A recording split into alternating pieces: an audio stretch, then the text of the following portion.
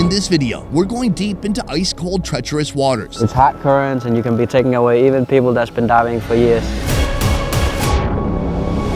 All in an effort to pluck out some of the most expensive, naturally sweet seafood delicacies in the world. I will give you $100 to eat this raw. But first, let's back up. This is my first series on the continent of Europe, so why not go somewhere you've never even heard of? This place is beautiful, but it seems like it can be kind of harsh and unforgiving. Even just flying in here, my plane was flopping around so much, I thought it was gonna fall out of the sky because the winds were so strong.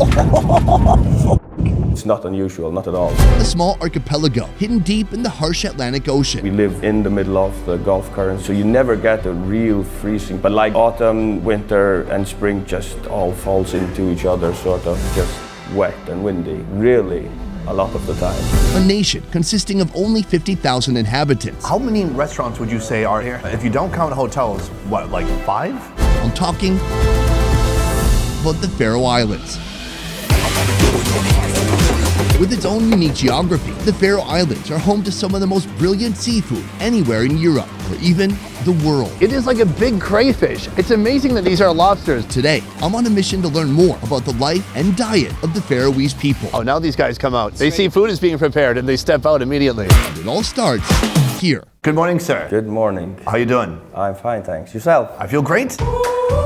Our first stop in the Faroes, Tórshavn, the capital city, and home to 40% of this nation's population. Today's breakfast begins here at BITIN, where local Jens Ivan guides me through my first taste of Faroese cuisine before I head out to the ocean. What do you call this? I think for an American you'd call it just a sandwich. I think we'd say open-face sandwich, as opposed to a closed Yeah, that'll be. face sandwich. How do you close No, a that's face? just a sandwich. Are you ready? Beef tenderloin is cleaned and smothered with thyme, rock salt, and pepper. In a pan, melt butter and grill the tenderloin lightly before tossing it in the oven. How many restaurants would you say are in the Faroe Islands? 50, 30. 30 to 50. Next, flour and beer butter form a batter that'll coat raw onions before they're fried. You get many restaurants right here in the capital, and I'm not from a capital, so I have to drive like 3/4 of an hour each way to get to a restaurant. So that's more for twice a year, 3 times a year. Time for the build. Load sourdough bread with lettuce, slices of tenderloin, remoulade sauce, grilled onion, a fried egg, a robust fried onion ring, pickled mushrooms, and another fried onion ring. Finish with a tiny bouquet of broccoli sprouts and shredded cheese.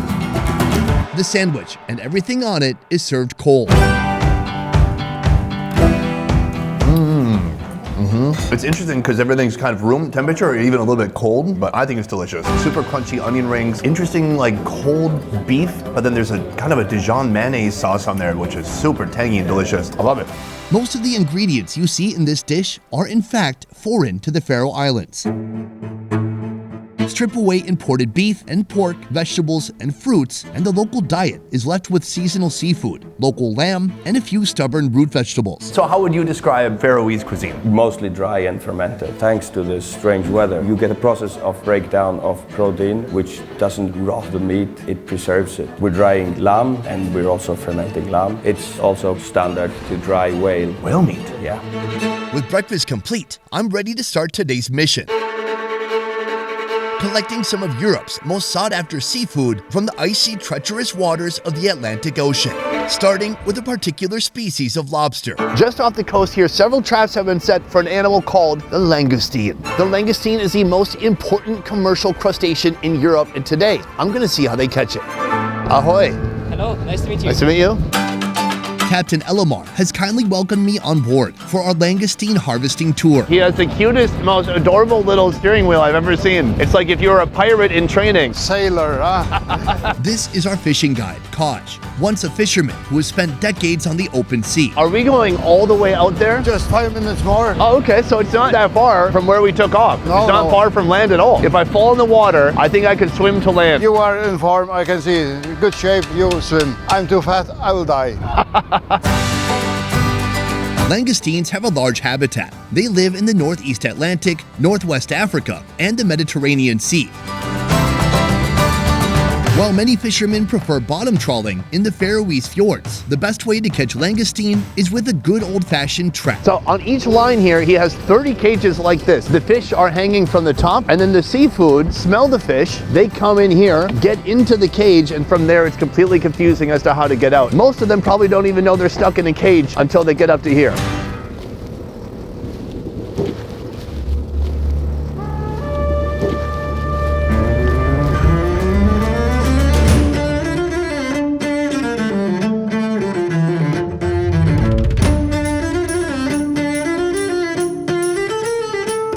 Is it a good day? The langoustine is also known as the Norway lobster or the Dublin Bay prawn. It is like a big crayfish. Actually, it's amazing that these are lobsters. Despite their slim bodies and an average length of 3 to 7 inches, the langoustine gained their spot in the lobster family thanks to their long claws and meaty tail. This is kind of an amazing device used to classify and organize all the different lobsters. And then sometimes he's putting the lobsters on the piece of wood. What is the purpose of that? That's the minimum. And so if it's too short, you have to throw it back in? Yeah. Oh, so we'll see that one tomorrow, huh? Langoustine season comes in September and lasts for about 9 months. In a good year, over 40 tons of these lobsters are pulled out from the Faroese Sea. And if you're on board, you may witness a few bonus creatures too. Look at this. Here we have a beastly hermit crab. This guy has just been chilling out on the bottom of the ocean for decades. I've never seen a hermit crab this big in my life. It jumped out. Get back in your shell, you're so dumb. All right, you go in here. What was that about? How did he live this long? With a marine zone that's 200 times bigger than its own land, the Faroes fishing industry represents up to 95% of their total exports. Dude, this is a, they call it like a pie crust crab. I had this in Vietnam, but they're actually from this area. Are you allowed to keep other seafood? Yeah, but it's too small. For sure, this one's too small. It's like one bite of crab. As the last langoustine of today's batch settles in its Japanese pod hotel, the sorting boxes are secured. If they don't fit, just kind of... Yeah. The fish traps are tossed back in the icy cold waters, carrying with them fresh bait to lure in some new gluttonous lobsters. Elomar and Kaj are wrapping up their day, but not me. Boom. Chef. Yes. How do you do? Very good. This is Montes, head chef of Rocks, the sister restaurant to one of the top 50 restaurants in the world. What do you think of this particular langoustine? I think it's a really great size. I usually measure them up by my hand, so if it's as long as my arm, I'm pretty happy. In the USA, live Maine lobster is already expensive, and langoustine is twice as expensive as that. But no matter how much you pay, you'll never beat the experience of fresh seafood plucked right from the ocean. Do you have a special recipe you can show me right now? Oh yes, so basically you're just gonna need a langoustine and a knife. We're just gonna try to make it as less painful as possible for the langoustine. And then finish off with the tail. This is remarkable. You can really see the anatomy of the lobster right here. This is the cleansing system of the lobster. And then you see this just beautiful translucent meat of the tail. So, where's the soy sauce? We just go like this, huh? Yeah, I would just dig in with my fingers. The texture is so much different when it's uncooked. You can feel all the separate little tissues. The best part is it's still pulsating since it's straight out of the ocean. Oh, wow. I'm gonna go for it. Oh. Oh, it's so delicious. Amazing texture, like it's not too limp or mushy. It has a bite. Yeah, it's got some bite to it. And then it's just naturally sweet. Salty, minerally. Oh, that's wonderful. I could eat about 100 more of those. I think he knows what I'm thinking. What are some of the ingredients that you can get here that you can't really experience in the same way in other countries? Definitely shellfish. Faroe Islands, they have such a great fresh shellfish. You can just go to the ocean, pick it out before work and cook with it a few hours later. And of course, sea urchins, very sweet, very mineral. I'm gonna be heading to your restaurant soon, but actually, I'm on a mission to find some sea urchins of my own. Is he coming to that? Are you coming to that? Great. While Montes heads back to his restaurant with a fresh batch of langoustine, I set off for some more sweet deep-sea creatures. Only this time, there's no boat, no traps, no nets. In an effort to catch giant horse mussels, we're gonna scuba in waters that are near freezing. Well, someone's gonna scuba, and his name is Björn. Sir, put it there. Good day to you. I like your outfit. I like yours too. Thanks, I look like a red marshmallow. Yeah. You ever hear about the high-paid, dangerous work of underwater welders? Well, that's what he does. They always say that's one of the highest paying jobs. It's not true. Oh, okay. Diving here, it's not easy. No. I have my diving certificate, I have my PADI certificate, but I can't come here, I can't dive. I have to be locally trained to dive here. Yeah. What's going on? It's small islands. You're actually in the middle of the Atlantic. It's hard currents and you can be taken away. Even people that's been diving for years have trouble diving here. On one hand, the crossing of the warm Gulf Stream and the cold Arctic currents create great trouble for divers. On the other hand, their continuous flow make Faroese marine ecosystems one of the cleanest on the planet for seafood to thrive. In just a moment, you're gonna head into the water. What are you hoping to find? I'm hoping to find some horse mussels and some sea urchins. The weather is okay, so I hope we get a little bit. Oh, all right, that's optimistic.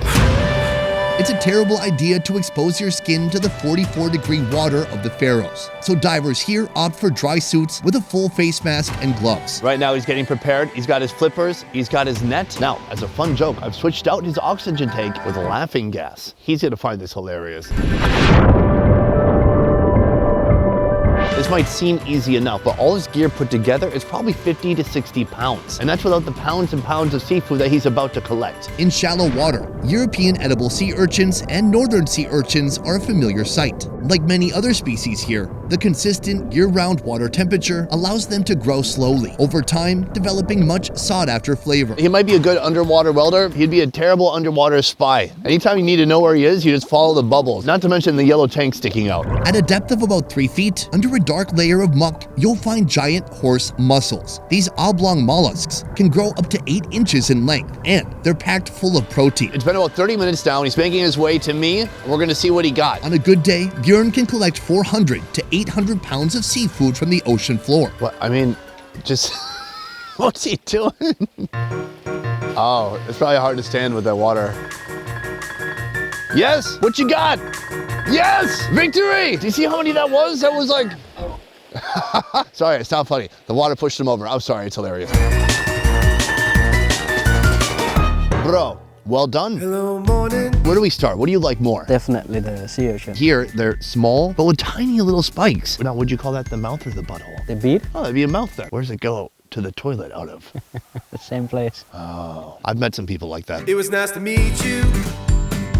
It looks beautiful. You can really see the separation of the eggs. So sea urchin is something that I thought it was cool to eat because Japanese people eat it and it's expensive. And then I had it in Japan and I kind of pretended to like it. But I didn't really like it because it was really metallic. But then I had one in Vietnam. I liked that. And I realized they're kind of different around the world. So here, I'm gonna try this with an open mind and see what I think.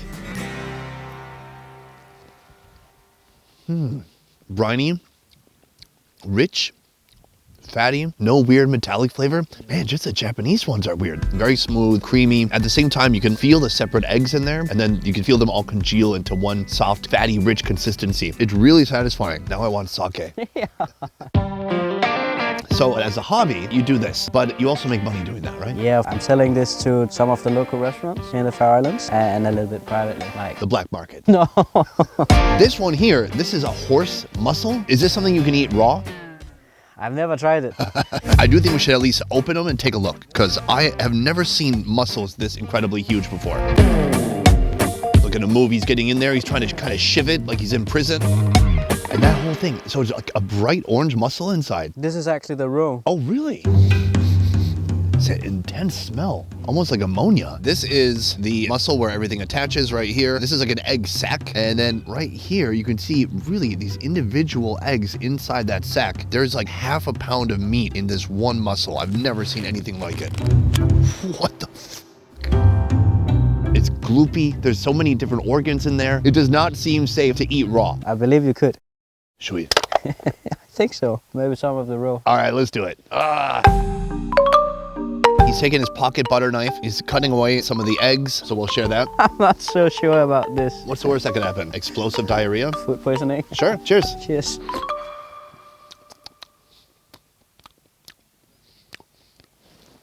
Well, almost like an egg. Yeah, Yeah. very sulfury. It's off-putting. Oh, and then at the end, it's tangy and kind of a bit metallic. Yeah, very. That's quite a journey. Very complex, like a fine wine. Do you regret that a little bit? Very much. Yeah, me too. To learn the actual proper way to cook and eat a horse mussel, I'm heading to Rock's restaurant to meet back up with Montes. Montes, today I went diving. Do you believe me? Well, I'm lying. I watched somebody else go diving, and this is what he got. Oh, yeah. Okay. Take a look. All right. What do you think? think they look great. What are you smelling for? I'm just smelling for freshness. If I get any fishy smell, I would not use them. And if they are open after I'm pressing it, they don't close. It might indicate that they're dead. Or they gave up on life, Could which be. is equally as bad. Okay. I'm sorry. Looks the same as what I saw. So this is the egg, right? No, it's more like a flesh of it. Oh, so I thought that was egg. So basically we're going for this orange part right here. Yeah. Can you tell us a little bit about the preparation for horse mussels here? We're gonna steam them first, then we're gonna cure them, and we're gonna serve it as a classic French dish called roulette. It would take half an hour, maybe 40 minutes. While Montes is working on the main course, he sends out an appetizer. Langoustine in Bloody Mary sauce. The langoustine is chopped in half, dressed with oil, and lightly smoked. The Bloody Mary sauce is on deck, but missing one crucial component, the vodka. Faroese vodka is brought to a boil and set on fire until, sadly, any chance of catching a buzz evaporates into thin air. The vodka joins the sauce, toss in parsley and celery, and send it to the stovetop.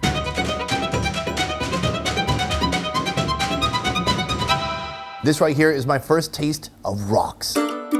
So these are a little bit smaller than what we had on the boat, and it's gonna come out so much more easily now that it's actually cooked. I'm gonna sop it in a little bit more of that Bloody Mary sauce. Interesting. Super sweet, incredible texture, nice bite to it, a little bit of acid from the tomato, and then something a little bit spicy in there too. The problem is, I could eat 1,000 bites of this. I'm not one of those people who goes to a fine dining restaurant and takes that like micro bite and goes, ah, very nice indeed, ah. I want more, it's so good. Soon, Montes will work his magic, turning this orange slime into a classic French-style dish. But first, this. An ocean perch is cured overnight and sliced into sashimi-sized pieces. Give the meat a brush of seaweed oil and align it with the fish's backbone. Finish with exo paste made from caramelized scallops, caramelized ham, chili, garlic, and ginger. Complete the table with a bowl of gooseberry sauce and a dish of pickled vegetables. Oh, it does have a smell to it. Oceany. Oceany, yeah. I want to taste this sauce. Oh wow, that's hard to describe. A little sweet, a little tart. So what I would suggest to do is just add everything to a bowl and eat everything lightly coated with the sauce. Or completely submerged.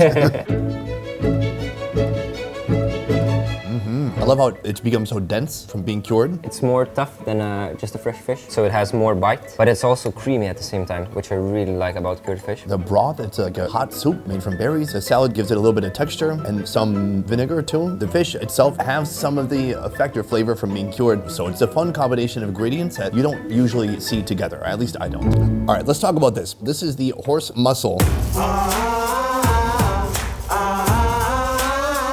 So when people order horse mussels here, how many do they get? They're gonna get around 1. So basically we're going for this orange part right here. Yeah. What are the other parts in there? So we have a beard that they latch onto each other and rocks. So that's how they stay attached to the bottom of the ocean. Then we have the muscle that keeps horse muscle close. And then we have some tendons that run through the whole thing. That's how it attaches to the other parts of the shell. You seem like an animal biologist that failed his test exams and was like, fuck it, I'll cook.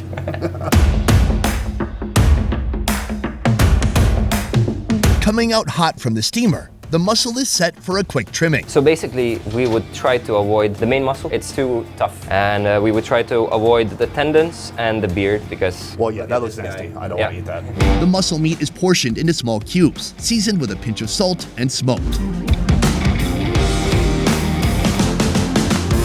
In the meantime, the horse mussel offcuts are pan-fried to a golden brown, then blended with egg yolk and olive oil to form an emulsion. I like that you're using every part of the mussel from nose to tail.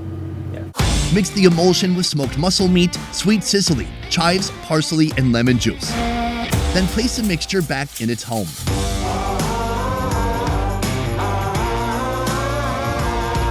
And adorn it with crispy kale, more smoked horse mussel meat, parsley, blanched kale, and dry seaweed. It's a transformation more impressive than Adele's. This unruly mollusk has gone from this all the way to this.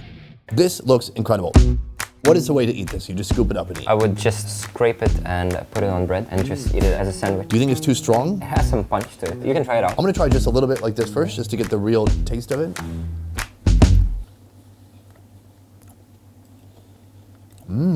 Oh, It's smoky, it's creamy. Like there's just a hint of that oceanic brininess, just like a distant memory of the ocean. What percentage of this is still the mussel? Because I know you put other ingredients in here too. Maybe 70 to 80% of horse muscle in here. Really? We just played with the textures. Yeah, because now it feels like a horse muscle spread, really. So I'm gonna put that on some of the bread here. Oh, this bread is to die for too. Oh, it is toasted and greasy. And this is a beautiful combination. I can see why you'd want some bread to balance it out because it's very rich, but this is tremendous. Super creative. Is this your own take on this or have you seen this somewhere else? That's my take on it. I have a huge reveal right now. And that reveal is that you're not from the Faroe Islands. You're not Faroese at all, are you? No, I'm not. I'm from Lithuania. As a chef, what on earth drew you from Lithuania all the way here to this country of only 50,000 people? Take me where your river flows. I was just finishing my cooking school and I saw a restaurant, Cox, sister restaurant of Rox. I just went there as an intern. I just have a really good time and have fun using Faroese ingredients. I really loved it and decided to stay. And so how long ago did you come here? It's been 4 years by now. How long do you think you'll be in the Faroe Islands? It's really hard to tell. I really loved how remote and wild the place looked like. Just have a really good time and have fun using Faroese ingredients and educate people about fun ways of cooking them. I was looking for adventure basically. You and me, let's fly away somewhere past the Milky Way. Maybe we'll return someday. Don't wake me up, don't wake me up. Best Ever Food Review Show is a small team of independent creators, and everything we do here works because of you guys. Click the link in our description to join our Patreon and receive exclusive benefits. A peace. I'm trying to be a fisherman for a day. Can you give me some tips? Be yourself. Be yourself. This is an American Idol. What about drinking? Do you drink on the boat? No, you are free to go. But not the captain. Although I don't think they do a lot of alcohol tests out here. Have you ever eaten a snail? No. Oh my God. You know, these are delicious. My Vietnamese wife will be sad and horrified to know that I'm gonna do this, but you know. We caught some starfish. You eat those? I don't think so. Hermit Not crabs? there yet. Oh yeah. And then what part do you eat? Just the claws. What about their weird wormy butt part? No, there is some limits. Good, I should learn about that. Limits. Do you have local news here? We have. It's very popular. When's the last murder? I can't really recall. It's almost never. Come to Faroe Islands. Murders? Almost never. Oh, are you dead? What's wrong with you? Hermit crabs look so weird when they're naked. Boom, and that is the end of our first video here in the Faroe Islands. That's right, I decided to go to Europe and go to the only place that nobody knows. But now, you do. I hope you enjoyed the first episode. We have so much more to come. We're gonna eat animals from the water, animals from the land, animals from the sky. There may be a seal involved. Anyways, guys, that is it for this video. Thank you so much for watching. I will see you next time.